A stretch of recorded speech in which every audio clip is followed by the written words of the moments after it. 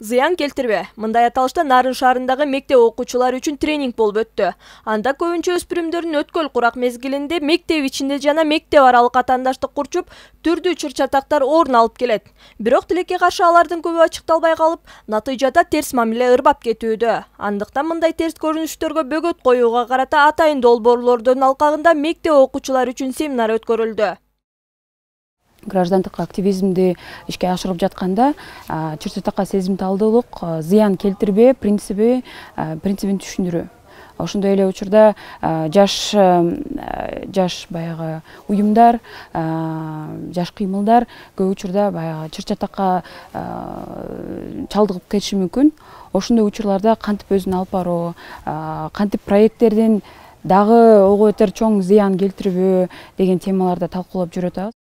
Айназик Бекназар кызы бул семинарга Тогуз Торо районунун Казарман айылынан келген. Айтымында мектеп окуучулары арасындагы чыр-чатактар шаар айыл болбосун баары бирдей нукта жүрөт.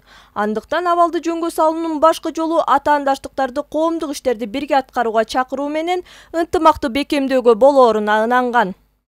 Бул жактан эң көптөгөн окуучуларга, ар бир эле Кыргызстандын жарандарына кереги тие турган нерселерди алып атабыз өзүбүзгө. Окуучулардын, тургундардын бардыгы эле конфликтке сезгиштик, алдын ала сезгиштик жана жарандык укуктуулук, тең укуктуулук, мыйзам жана ошол сыяктуу нерселерди өттүк. Семинарга жалпы 20дан ашуун окуучулар катышты. Эми алар алган билимдерин өздөрү окуган мектепте жайылтып, окуучулар арасында достук мамилени бекемдөөгө салым кошушмакчы. Долбоордун максаты дагы өлкөдө тынчтыктын сакталышын камсыздоо болуп саналат.